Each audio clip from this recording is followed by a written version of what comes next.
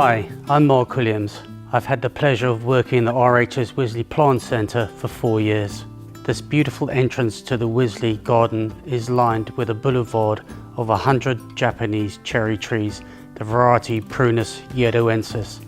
This Prunus has magnificent white flowers with a pink tinge.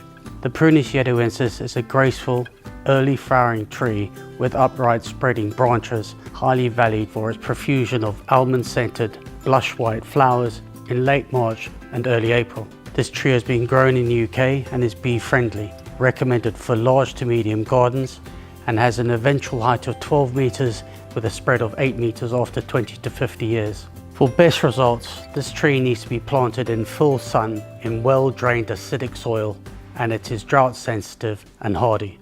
Come to the Wisley Plant Centre where you can buy your own Prunus yedoensis and take home a piece of Wisley.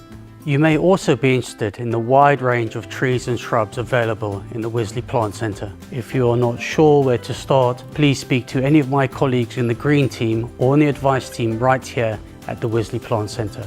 Really looking forward to seeing you soon at Wisley.